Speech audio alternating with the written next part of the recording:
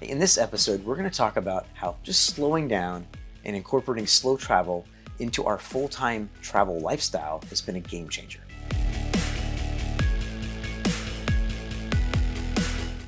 So welcome back to another episode of our slow travel series. And if you're new here, we are Joel and Michelle, the Wandering Hartz, and we're helping you live a more abundant life abroad through slow travel. We're on a mission to help digital nomads and retirees, or anyone else who's looking to learn how to live a more abundant lifestyle by incorporating slow travel into your remote work life or even your retirement.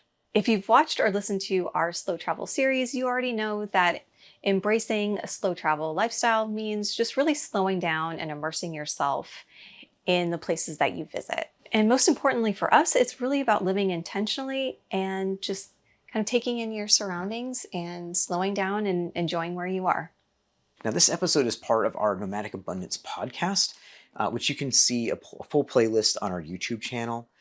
And really, we wanted to just sit down and have a little bit more of a conversation today about how really kind of like the moment that we realized that fast travel wasn't working for us, and we decided to like kind of shift gears and really slow down and incorporate elements of the slow travel lifestyle. We've been on the road for the last 4 years now. We're actually going into our 5th year of full-time travel.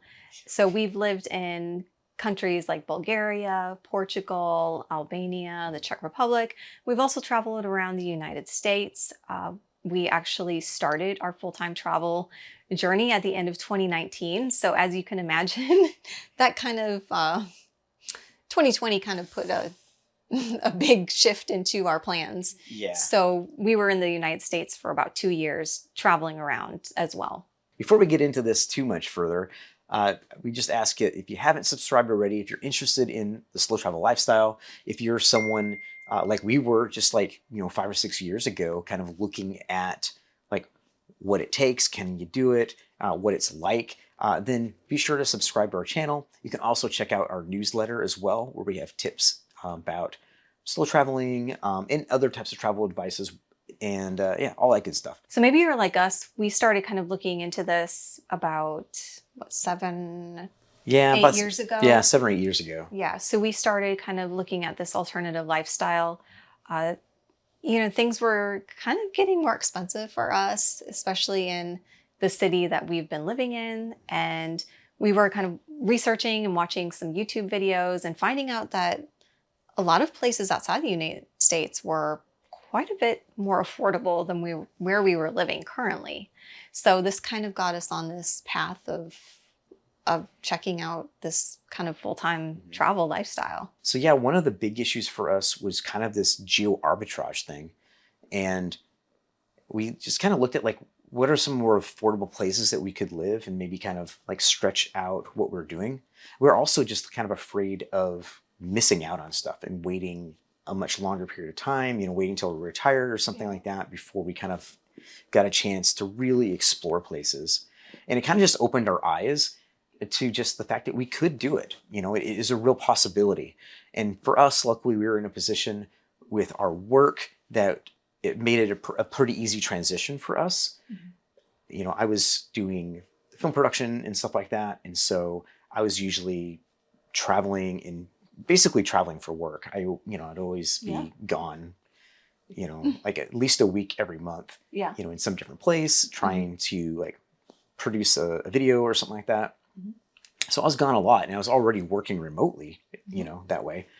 And Michelle, you had an opportunity to, you lost, you had a whole like thing where your job kind of went away. Yeah, I was laid off from my job. So then that kind of got us really into like, hey, maybe we can make this work. So I moved into working remotely from home at the time. Yeah, you're doing consulting and everything. So. Yeah. So that's where kind of the affordability kind of came into play for us. We thought, well, we don't have to have a house, or maybe we can sell some of our stuff and go more minimalist. And so I guess that was really kind of the catalyst for us to move into kind of looking at this full-time travel lifestyle, and also to yeah, just the affordability again of what we were seeing by researching other places outside of the United States that still had the same quality of life from what we Yeah. could tell. But just Well, if not more of a or quality of yeah, life. yeah, or even more. Like we lived in Nashville for quite a long time, Mhm. and it's not a walkable city, and so there were certain things that we were really looking for, Yeah. and I'm sure a lot of you are the same way. You want a place that is easy to get around, that's maybe more walkable, uh, outside of just like being in like places that have like so much history, but also just like we're talking about, like with cost of living, a lot of these places are far more affordable. You can live there, like rents and things like that are relatively inexpensive, under $1,000 a month, Mhm. and Yeah. we couldn't find that in the United States, Mhm. you know. Yeah. So that was kind of a big reason, is to be able to go and experience some of these other places and be able to like go out and have, meals, go out to dinner and more than, once or twice a month, Yeah. instead doing like, a couple times a week Yeah. and not spend any more than we were, back in, when we were living in the United States. Mhm. So that was a real big one too. But I think the biggest shift for us was when we sold our house. We sold pretty much everything we owned, and like Michelle said, at the end of 2019. And then we started doing a little bit of fast travel. So we had a couple trips lined up already. We did a big road trip back across the United States to my parents' house, which was where we were doing a big house set for them. And that was also where we were kind of like originally planning on having like a home base. And just kind of doing like these fast travel type things where we'd go out for like a couple of weeks, maybe a month, and then we'd come back. And that was like our original plan. Yeah. And I think really what maybe changed that for us was probably the pandemic. Because that once that hit, it locked us, obviously it locked us down and affected a lot of people as well. Right. But that got us to thinking, like, well, maybe we shouldn't do the fast travel. That, and also because like my work just dried up completely. Like no one was hiring producers. No one was traveling, Right. because of restrictions and everything like Right. that. Yeah. So we kind of realized that, maybe we should rethink like the whole like fast travel aspect of it, because we had no idea when that was going to open back up again. Mhm. And then in doing so, we kind of, what was it? We went to Wisconsin, Mhm. where your family lives. Yeah. Yeah. We got to spend a lot of time with my family, seeing lots of cousins. We got to reconnect with some of our friends Right. that had moved up into that area. So we ended up staying there 3 months, which wasn't the plan, but Right. it really worked out well for us. And, we just got a lot of quality time with family. And Yeah. I that mean, was really important to us. yeah. And not only that, but being in place for so long allowed us to actually get a better feel for that part of the country Mhm. and do some more exploring and, and really kind of seeing stuff. And so that kind of was like the aha moment. Yeah, And we I were just think like, so. oh, well, maybe I could kind of like slow down a little bit, Yeah. This isn't too bad. Um, yeah. And so that's kind of when we decided to kind of shift our mindset from, this kind of fast full-time travel where, we're just a few weeks at a time, to maybe trying to find places that we can stay for much longer periods of time, Right. and really kind of immerse ourselves into the area. Yeah. And Which kind of leads into the long-term stay discounts then. sure. Yeah. So again, we found that it was also less expensive to do that. Yeah. When you're staying in hotel nights and you're spending $130 or more, in the States per night in a hotel, that adds up really quick. And you start realizing you can get these discounts, like we did a lot of discounts through, or booked through like Airbnb and VRBO. And often we were getting, 50% discounts for staying for an entire month, which is essentially the same as staying for 2 weeks. So Right. it's like, it's kind of a no-brainer, Yeah.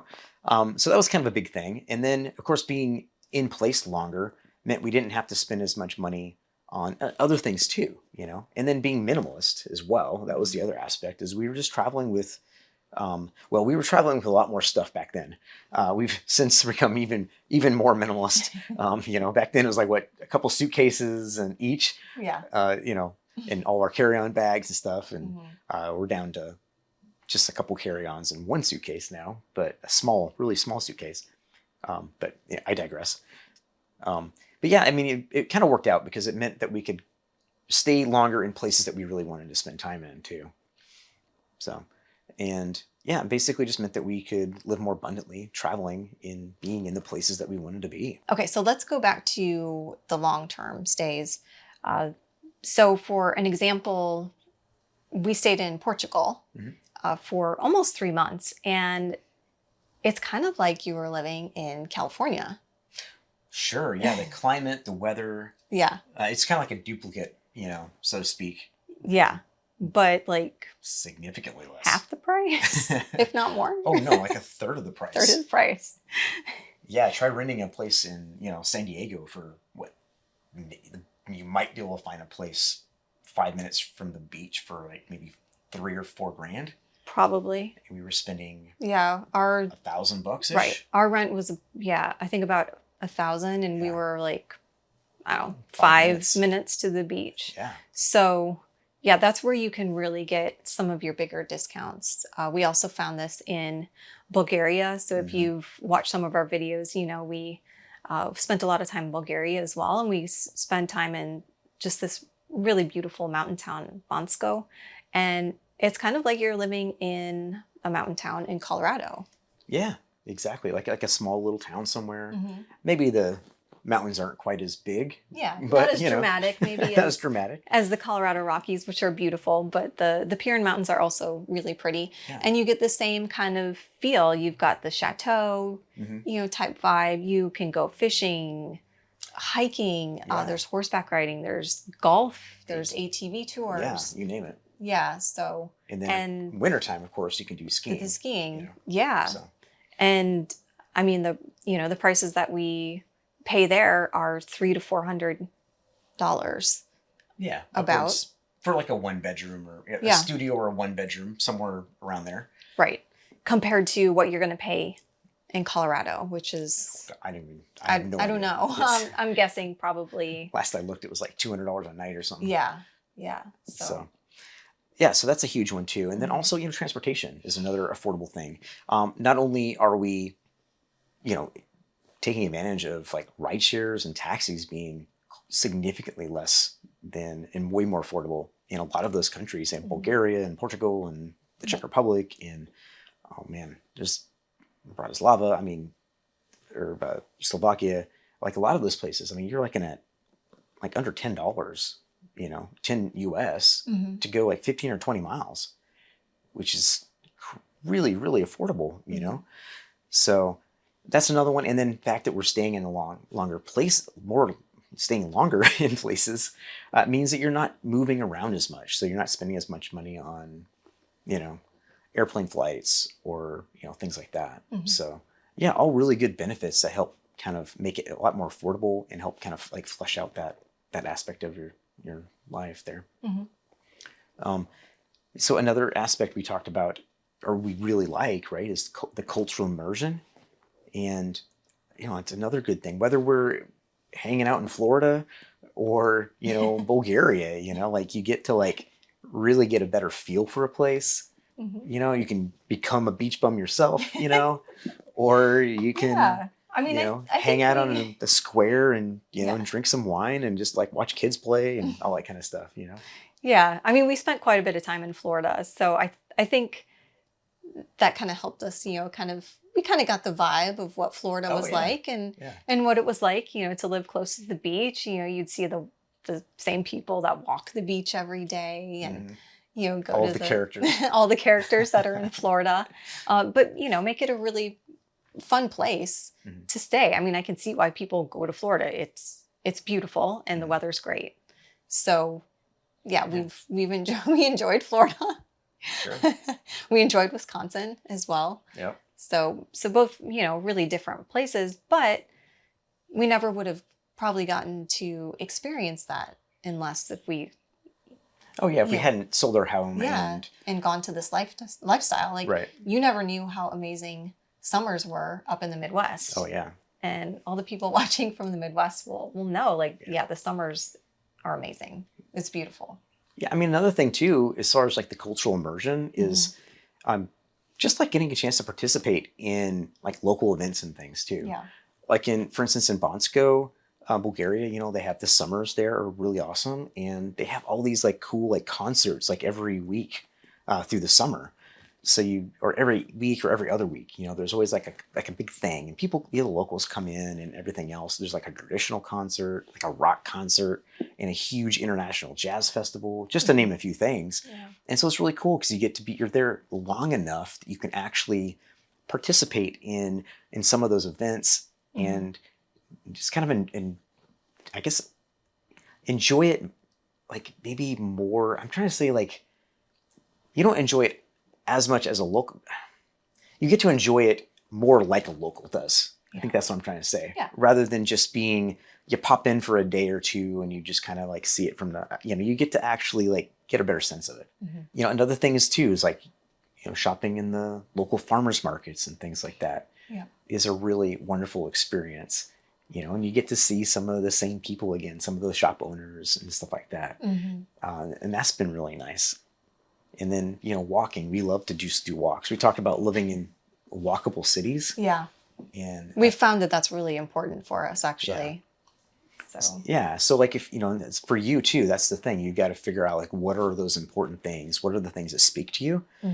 And, you can find cities and places like that kind of fit that. And again, allowing you to kind of design your lifestyle a little bit, being more intentional with that. Yeah. I think especially for us, since we're working full time while we're traveling, which I'm sure a lot of people, are doing that. And it just really helps for us to get out, of our apartment. Like we did a lot of that in Portugal. There's tons of like boardwalks down in the Algarve where you can just walk along the beach, and it kind of calms you and relaxes you. Yeah. And, and lots of people are out as well, walking with their families, or you take, maybe a half-hour break to have a glass of wine. Yep. So it's all some sangria.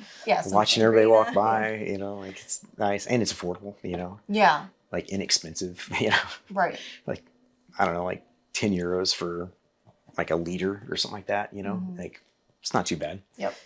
But also I think, just like we talked about like walking around, but just getting, like you're saying, just kind of settling into like a routine, and allowing yourself to be your pace of life. Like we always we try to settle into place, do a lot of walking, a couple times a day we do our walking. We like to walk to the grocery store. It's just like all these ways that we can incorporate just a moment to just kind of take it in and just kind of experience being outside and just kind of experience everything. So another aspect is you really get to kind of like design your own life. Like we kind of mentioned this already. This whole conversation is really about that, I guess.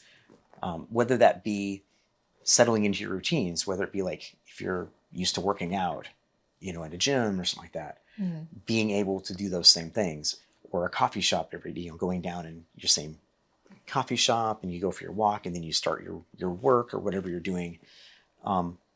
It's much easier to do that than when you're traveling really fast. You're going from, 3 or 4 days in a place and you're moving on again. It's a lot harder to kind of get into that. I guess it's like you're temporarily living there. Yeah. Really. And you really are living there. That's the thing, is that you are, in every aspect, you're living there. You're paying for everything. You're doing all of the, getting your groceries and participating in those events and stuff like that. So that kind of moves us into the work-travel balance, which we're not the best at. We're working on that. We're trying to get more of a balanced lifestyle while we're traveling full-time. We're content creators, so there's always creating. There's a lot on our plate. We're entrepreneurs, so we do work a lot. So yeah, we haven't fully figured this out yet, but like I said, we try to take breaks. We go for a walk, on the beach. We try to go to a cafe, or in the morning, we'll try to go to a coffee shop and just, have like a meeting before we kind of get into the day. Yeah. It just gets us out of the apartment, or even, at night after we're done, like in Albania, there's a great pub that we like to go to. And it's, that's something that we look forward to because we know our friends are going to be down there, Right. At the pub, and like, oh, we can go have a drink with them and kind of, relax for the day after, Right. after the, kind of after a long day. Yeah. I mean, I think and also gives you the opportunity to kind of explore at your own pace as well. So you can do a little bit of work and then you can go and do these things instead of, I mean, imagine like wherever you are living now and you're doing your 9 to 5 or Right. what have you, and you have your weekends off. And so you go and you do something on the weekend. But what about if your weekends are different? Your weekends are some interesting place, this destination you've always wanted to be and live and explore. Well, now you get to do that. You get to actually really get a more bang for your buck out of your time in a place and explore a destination and however you'd like to. Like when I was working before, I'd get a chance to travel these places, whether it be shooting a video in, I don't know, Florida or Texas or California or wherever, but you go in there and I'm working. So the whole time you're working and I would, maybe get a couple hours downtime, but I get to kind of see a place, but I don't get to experience the place. Yeah. And so often what we would do is we'd end up, if I went somewhere really interesting, we'd end up just making our vacation and we'd just go back. Yeah. We'd have to go back so we could actually experience the place. We did that quite a few times. Yeah, we did. And so I think that's another aspect of kind of that work travel balance and what slow travel and that lifestyle kind of really helps out is it gives you a chance to really to do your work. In our case is like kind of content creating, but also really enjoy a place and explore it and not have to like plan to come back and spend all this extra, cost and time to do so. This also has its difficulties too, as we've said, especially if you're talking about time zones and if you're doing a remote job or something like that. And so you got to work around that, certain locations are going to be a lot better for you regarding that. Yeah. If you're more flexible, then of course then it's not as big a deal, but like if you're in Europe, you're, what, 7 to 9 hours ahead. So you're working evening instead of morning. But if you stay in the Americas and you just go like to South America, whatever now, Mexico, South America, you're in the same time zone. Asia, of course, is going to be a bit of a problem because you're going to be harder. Way out of like 12, 18 hours difference.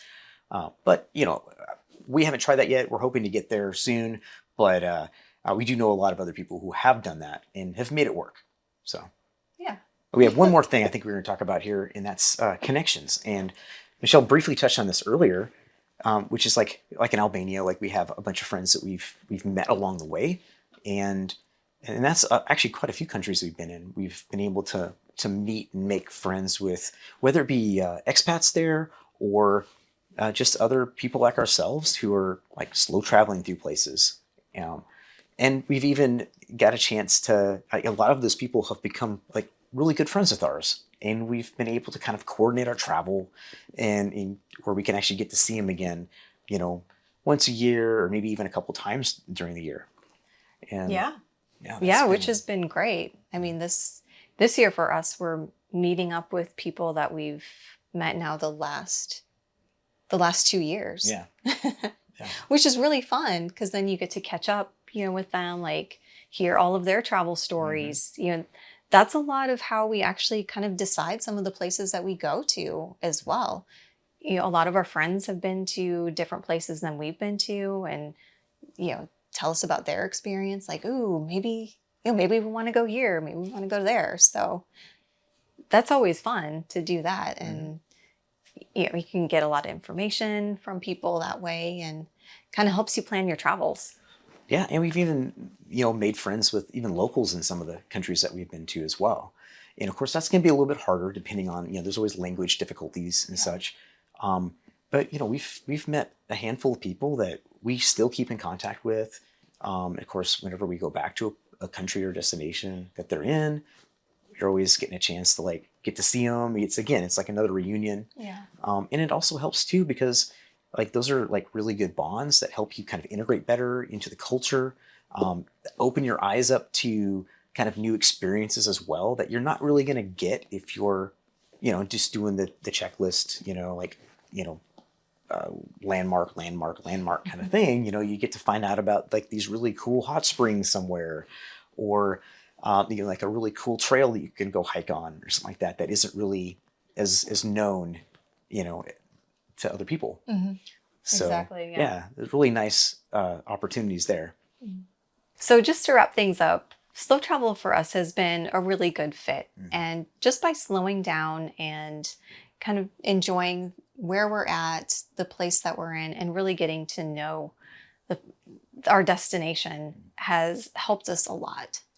And our aim usually is to spend 1 to 3 months in a place. That's Right. kind of our sweet spot, it seems like. Yeah. And it's, again, like kind of we already said, it allows us to like really get to know neighborhoods, get to know restaurant owners, the people that you kind of see over and over again. And it allows us to have a little bit more of a grounded life, which is something that we really need. We need to have like some semblance of that, which is why Normalcy. of normalcy. Yeah. Yeah. Because things, it still can kind of get chaotic when you're traveling full time, even slow. Yeah.